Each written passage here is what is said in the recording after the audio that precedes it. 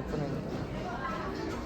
ఏమన్నా మంచి మాటలు అంటే ఇప్పుడు సేమ్ ఇప్పుడు ఎంత దడదడవుతుందో వీడియోస్కి అప్రోచ్ అయ్యడానికి అదే దడదడ డే 1లో కూడా అయిన ఉండే. అంటే అదొక ఏం భయం అనాలా దాన్ని నాకు ఏమనాలో అర్థమవుతలేదు. కానీ అప్రోచ్ కావాలంటే ఫస్ట్ వీడియోకి ఎంత భయపడ్డానో ఈ ఈ రోజుకి ఈ వీడియోస్కి నేను అంతే భయం ఉంది లోపల. నీకు భయం అనేది సహజం.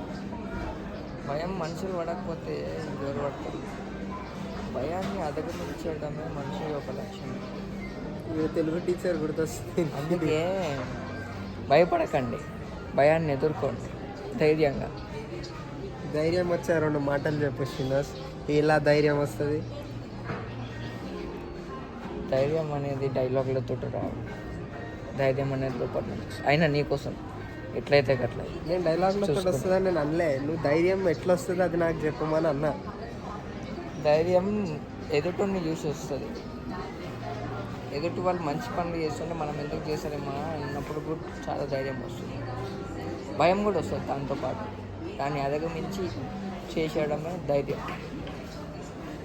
నాకు ఎక్స్పీరియన్స్ వల్ల ధైర్యం వస్తుంది. కానీ ఫస్ట్ టైం చేయనీకే నీకు ఒక వస్తుంది. అది ఒక షుల్రైనా నీకు అరే అది చెయ్యాలి అని నీకు లోపల నుంచి హంగర్ ఉండాలి.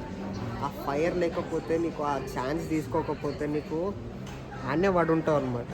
ఆ కంఫర్ట్ జోన్ నుంచి నువ్వు బయటికి వచ్చిన రోజు ఉంటుంది. ఆ మూమెంట్ చాలా క్రూషియల్ టైం అది. ఆ మూమెంట్ ఎట్లయితే దాన్ని ఎక్స్ప్లెయిన్ చేయలేకపోతున్నావు. అని అది ఒక్కసారి బౌండరీ క్రాస్ అయిపోయినావు అనుకో, ఆ ఎక్స్పీరియన్స్ వల్ల నీకు కరేజ్ వస్తుంది. But you know hungry man is always angry man.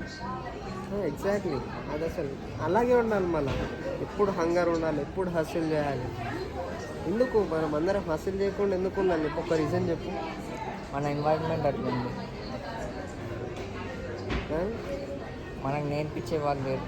కానీ మనం నేర్చుకొని చాలా ఫెసిలిటీస్ ఉన్నాయి. చాలా అంటే చాలా